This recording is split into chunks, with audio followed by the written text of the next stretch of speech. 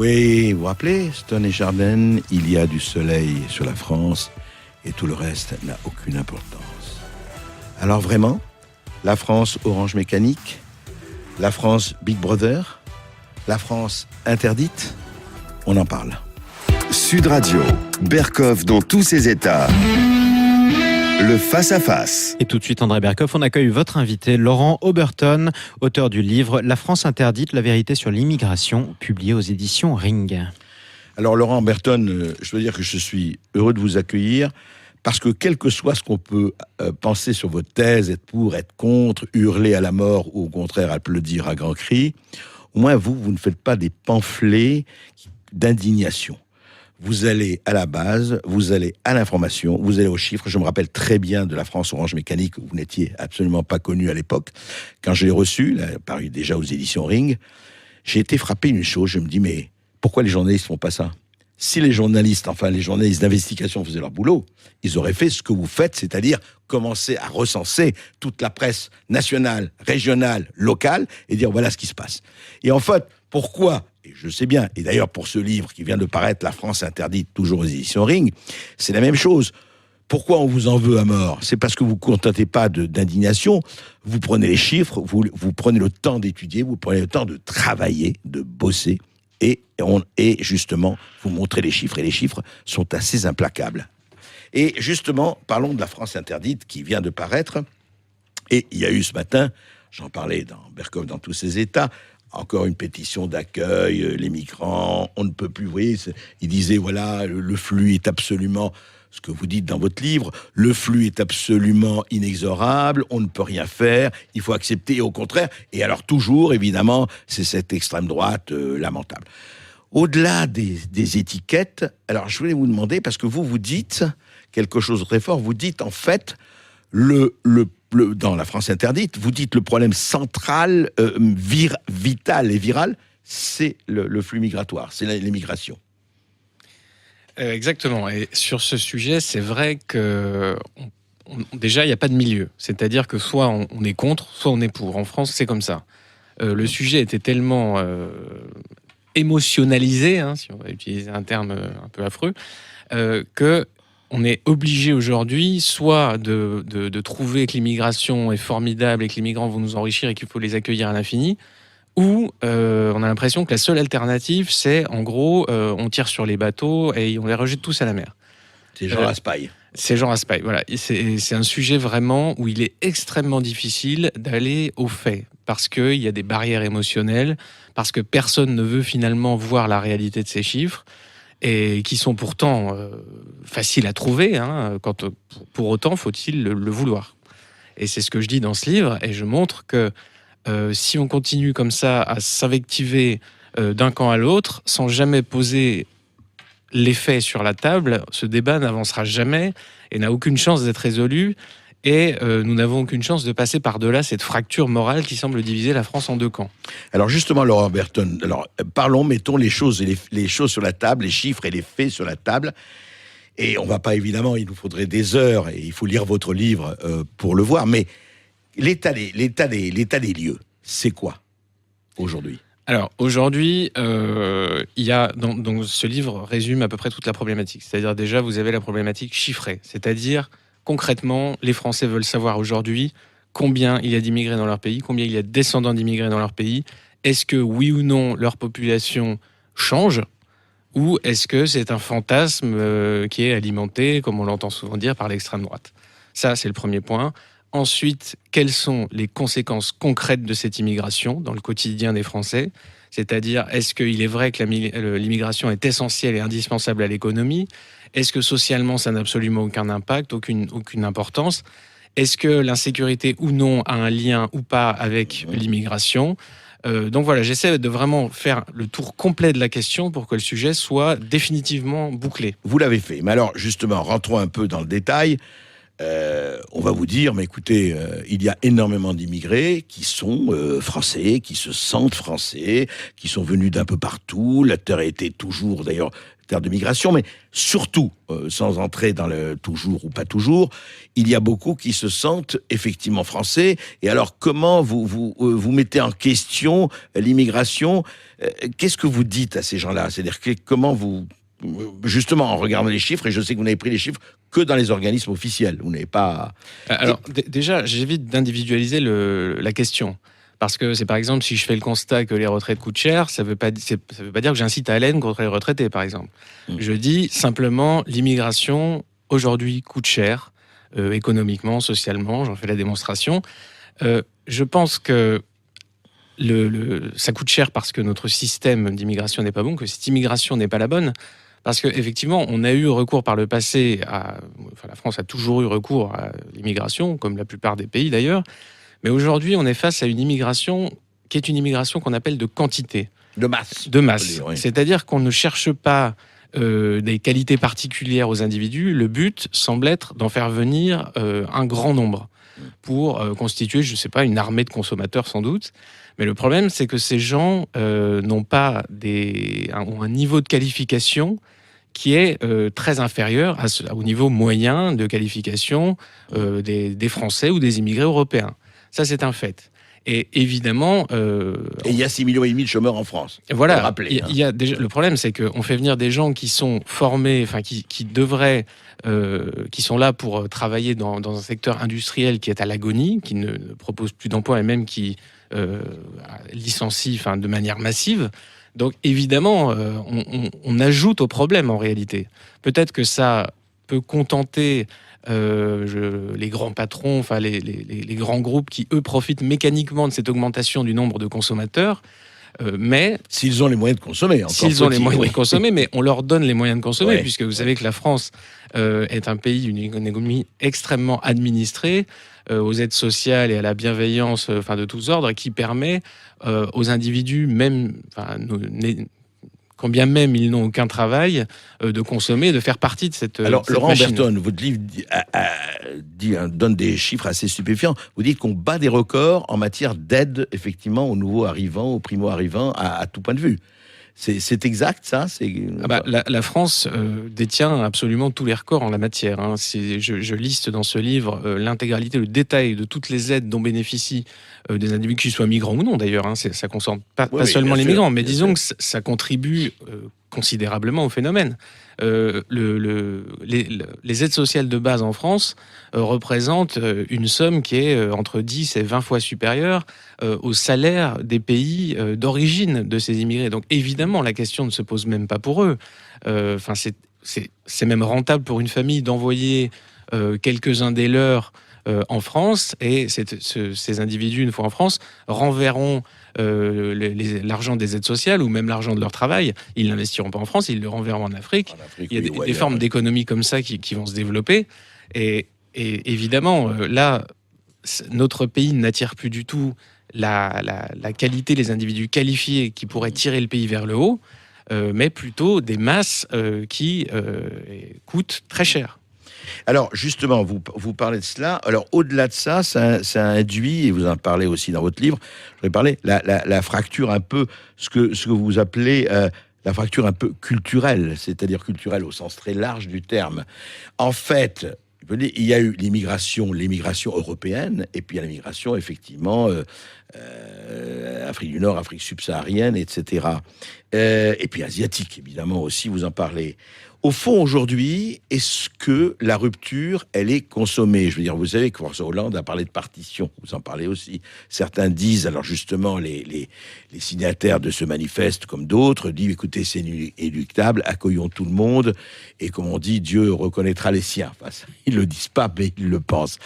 Au fond, qu'est-ce que ça induit comme fracture au niveau de territoire, pour la France en particulier, l'Europe en général? Le fait de faire vivre ensemble des groupes comme ça, culturels, qui ne partagent a priori absolument rien, induit ce qu'on appelle un effondrement du capital social. Donc c'est un sociologue qui s'appelle Robert Putnam qui a conceptualisé ça. Oui. Il s'est aperçu que quand il y avait une cohabitation comme ça, d'ethnies, de groupes d'individus, ce qu'on appelle le capital social s'effondrait. Le capital social, pour vous expliquer simplement, Oui, c'est vas-y. en gros le lien social, c'est-à-dire le degré de confiance mutuelle qui est entre les citoyens, ce qui fait la base de la société. C'est-à-dire, est-ce que si moi je fais un effort pour cette société, est-ce que mon concitoyen va me rendre cet effort ? Et là, le problème, c'est quand vous avez comme ça des isolats communautaires qui se créent, c'est que les individus essaient de tirer la couverture à eux. En gros, il y a une compétition. Nous, on veut avoir plus que l'autre quartier, La etc. guerre de tous contre tous. Exactement. comme disait Et l'autre. finalement, le pays va se fragmenter et vous n'aurez plus cette notion de société, de bien collectif. Et ça, c'est vraiment Voilà. devenu indiscutable aujourd'hui. Et ce que vous dites aussi, ce que vous dites, il dit quand on va dans un pays, il faut quand même aussi peut-être essayer d'adopter les règles de ce pays, puisque ce pays le demande ou pas. Alors je crois que nous avons un auditeur. Oui, tout de suite. On accueille Hervé qui nous appelle au 0826 300 300 depuis Antony. Oui, bonjour Hervé. Oui, bonjour. Oui, je voulais, très intéressant votre conversation, je voulais réagir en tant qu'historien, si vous voulez, parce que vous avez dit une phrase que je ne peux pas laisser passer. Il n'y a pas que vous qui l'a dite d'ailleurs, c'est tout le monde, c'est depuis des années et des années. Vous avez dit depuis la France est depuis toujours un pays d'immigration, mais c'est totalement faux. La France n'est pas un pays d'immigration. Alors, d'immigration récente, oui, vous en avez parlé, hein, surtout au 19e et surtout au 20e, bien évidemment, mais s'il y a eu les grandes invasions, les grandes migrations du 5e au 8e siècle, c'est quelques centaines de milliers de personnes pour une population qui était de plus de 10 millions d'habitants, enfin les ancêtres les Gaulois. Et si vous voulez, entre le 9e et puis le 19e siècle, il n'y a pas eu du tout d'immigration. C'est une population, je suis désolé de le dire, européenne, blanche, etc. Et donc, si vous voulez, quand on discute de ce problème de l'immigration, il y a faut déjà abandonner des le choses qui toujours. sont faussées au départ. Non, mais vous avez raison. Mais je crois que c'est Laurent Berton le dit lui-même. Rappelez-le, oui, c'est exactement ce qu'il dit au début de son livre, d'ailleurs. C'est vrai que, absolument, quand on regarde les chiffres, depuis peut-être 45 000 ans, hein, comme je le dis dans le livre, les habitants français étaient d'origine européenne. Et c'est très récent, le phénomène de l'immigration extra-européenne, même extra-eurasienne, qui a pris beaucoup d'ampleur dans ces 40, 50 dernières années, à peu près. Je montre par un graphe, justement, l'importance qu'a pris en proportion cette population extra-européenne qui présente une culture très éloignée de la culture européenne, et ce qui accentue considérablement, justement, les difficultés de cohabitation. Voilà. Absolument. On est toujours avec André Berkoff dans tous ses états, même s'il est un peu plus calme en ce moment. On est avec son invité pour le face-à-face, l'écrivain Laurent Oberton, qui nous parle de son livre « La France interdite », publié aux éditions Ring. On se retrouve dans quelques instants sur Sud Radio. Sud Radio, Berkoff dans tous ses états. Le face-à-face. André Berkoff qui est toujours avec son invité Laurent Oberton, auteur du livre « La France interdite » publié aux éditions Ring. Et tout de suite, on accueille Nicole qui veut vous interpeller au 0826 300 300. Bonjour Nicole. Bonjour Monsieur Berkoff. Voilà, je vous ai appelé déjà une fois. Je vous avais dit un jour que j'étais rien du tout. Vous êtes mon porte-parole, Monsieur Berkoff. Vous êtes mon porte-parole. Merci. Voilà.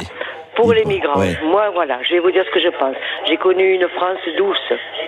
Bon, eh bien, mais c'est fini. Mais c'est pas grave. Les migrants, moi, je veux bien accueillir. Parce que les pauvres, c'est tout le monde a accueilli les Espagnols. On a accueilli les Polonais, les Italiens. Voilà, tous. Et ça se passait très bien, d'ailleurs. Hein. Voilà. Mais maintenant, les pauvres gens, qu'est-ce qu'on en fait? Ils sont pas capables de s'en occuper. Pourquoi on en prend tant? C'est pas possible. C'est pas possible. Regardez sous les ponts, n'importe où. Oui, mais on sait ce qui se passe, justement. Nicole, c'est justement ce dont on parle avec Laurent Oberton, c'est son livre. Je vous le recommande d'ailleurs, parce que son livre est entièrement sur ce problème. Et lui, il en parle chiffre à l'appui, et pas seulement chiffre à l'appui, constat à l'appui. Laurent Berton, je voulais vous demander, hier soir, hein, comme par hasard, la France Orange Mécanique, maintenant, c'est quotidien, hein, ce n'est plus hebdomadaire. Juste à Angoulême, un bus, hier soir, ils ont demandé leur droit de retrait. 30 personnes ont tassé un bus avec des battes de baseball, avec des couteaux, etc., etc. C'est-à-dire qu'on a l'impression aujourd'hui, et on en parle à peine parce que voilà, c'est devenu quotidien. Et justement, en fait, on a l'impression, et on voit que ce soit de manifeste en pétition, on a l'impression d'un sentiment d'impuissance. Oui, d'accord, et vous dites vous-même, en 2050, vous parlez de la démographie, vous parlez de la fertilité, de la fécondité. Hein. D'ailleurs, c'est ce que disait Boumedienne. On vaincra avec le ventre de nos femmes, etc., etc.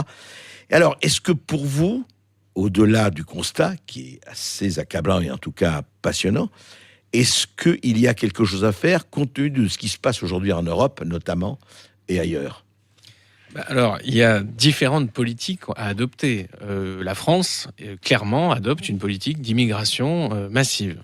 On ne parle pas simplement de l'Aquarius ou des quelques poignées de réfugiés qui font débat, mais on parle de tous les ans des centaines de milliers de titres de séjour qui sont distribués. Centaines de milliers, on est, je crois, à 3 millions de visas, parce que en réalité, l'immigration clandestine, c'est essentiellement celle-là. C'est-à-dire des gens qui viennent légalement avec un titre de séjour et un visa et qui oublient de repartir. En réalité, elle vient de là, l'immigration. C'est pas des individus qui vont forcer les frontières. Ça existe, mais c'est très modeste. Face à ça, donc, on est obligé de constater que c'est l'administration française qui délivre ces titres de séjour et ces visas et qui ne fait pas ce qu'il faut pour sanctionner, par exemple, les fraudeurs au droit d'asile. Le droit d'asile, on a, je sais pas, dans les 70% de demandeurs du droit d'asile qui sont déboutés. Ça veut dire qu'il y a une tentative de fraude massive au droit d'asile. Et comme c'est un principe un peu sacré, on serait peut-être en droit de renvoyer ces gens d'où ils viennent assez fermement. Et on constate dans les faits que ce n'est pas le cas. Vous avez à peine 10% des individus déboutés qui sont réellement expulsés. Donc à partir de là... 10%. Voilà, donc il y a une politique qui est comme ça. Alors peut-être que je ne suis pas sûr que ça enchante nos compatriotes, puisque à peu près 75% des Français pensent qu'il y a trop d'immigrés dans leur pays. Donc à partir de là, on peut changer de politique. Parce que c'est un des grands arguments des défenseurs de l'immigration, c'est de dire on ne peut rien faire, l'immigration est un phénomène naturel, inéluctable, c'est plié, les gens sont mobiles, c'est comme ça. Circuler, rien à voir. Voilà, alors qu'en réalité, on prend par exemple le Japon, l'Australie ou la Hongrie, qui ont des politiques restrictives très fermes en matière d'immigration, et on constate le résultat. C'est-à-dire qu'ils n'ont pas, eux, à faire face à ces vagues d'immigration clandestine. Et donc, on peut tout à fait gérer son immigration. Ça, c'est une vérité absolue. Mais simplement, on ne veut pas le faire. Et à votre avis, justement, on ne veut pas le faire pourquoi ? Par angélisme, par idéologie, pourquoi ? Parce que, vous voyez, il y a la réponse marxiste. On veut les amener pour avoir des gens consommateurs et surtout que le capital pourra utiliser à très bas prix. Ou bien parce que, voilà, accueillons tout le monde. Il faut en prendre sa part. Vous savez, la misère du monde, cher à Rocard, etc. Je dirais qu'il y a une combinaison de facteurs. C'est-à-dire que les individus en France qui sont les décideurs, qui sont les leaders d'opinion, c'est-à-dire ceux qui ont pignon sur les grands médias, qui sont invités systématiquement pour donner leur avis, ceux-là, très, très majoritairement, pensent que l'immigration est une chance pour la France. Donc, c'est-à-dire que 75% des Français qui pensent le contraire, eux, n'ont pas accès à cette expression-là. Ils ne sont pas représentés. Et ça pose le problème, bien au-delà de l'immigration. Ce livre est un peu le procès de notre démocratie. Parce que là, il y a un problème.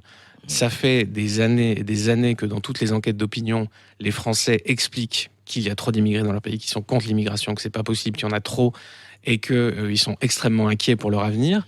Et cette classe dominante, on va dire, en tout cas celle qui a l'oreille du pouvoir, tient un discours diamétralement opposé et même menaçant. C'est-à-dire que le Français, non seulement il est inquiet, mais en plus, il est un peu criminel de s'inquiéter. C'est-à-dire, ça nous rappelle on le culpabilise extrêmement. S'il s'inquiète, c'est qu'il est vraiment dans la dérive.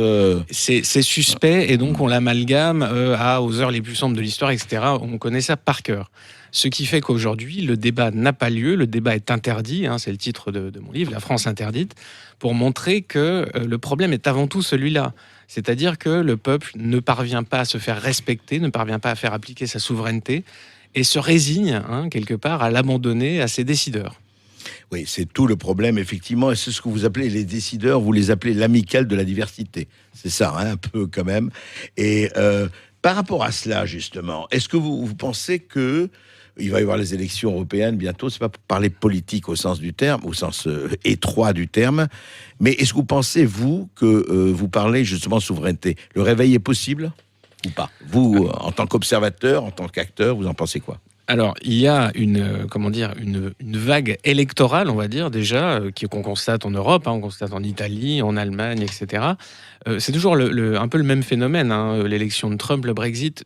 On retrouve toujours le même électorat, c'est-à-dire l'électorat un peu déclassé, périphérique, populaire, les petits blancs, comme on dit, qui vont voter massivement contre le Brexit, contre la mondialisation, pour le Brexit, voilà, pour Trump, contre l'immigration, contre cette classe mondialisée, etc. Et de l'autre côté, les élites qui ont un avis exactement opposé.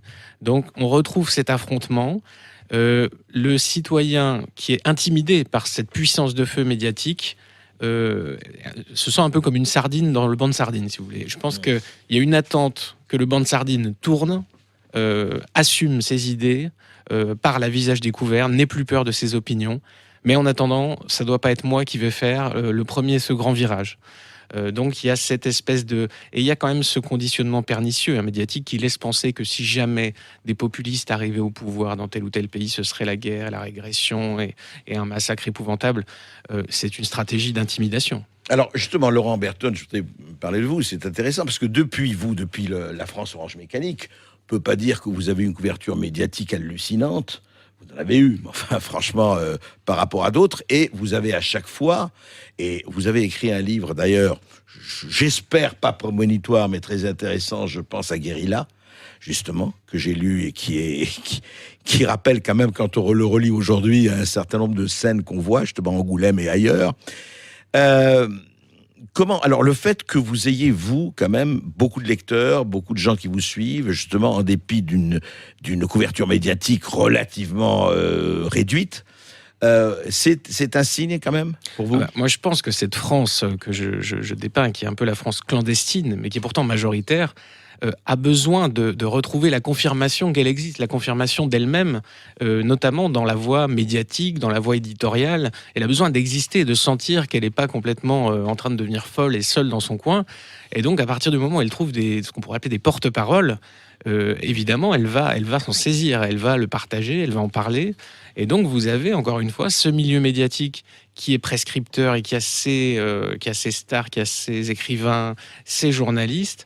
Et de l'autre côté, vous avez cette France périphérique qui va chercher des biais d'information alternatives, des livres comme celui-là, les réseaux sociaux, des sites de réinformation, comme on dit, qui cherchent ailleurs sa voix, en fait. Elle cherche tout simplement à retrouver cette représentation qu'elle a perdue. En tout cas, Sud Radio s'inscrit non pas dans un site de réinformation, c'est pas le problème, mais de l'information et de l'information libre.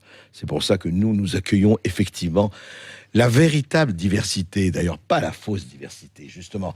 On a mis la diversité comme un mot valise, on lui a fait faire le trottoir. La diversité, c'est d'abord la diversité des opinions et pas la diversité des idéologies.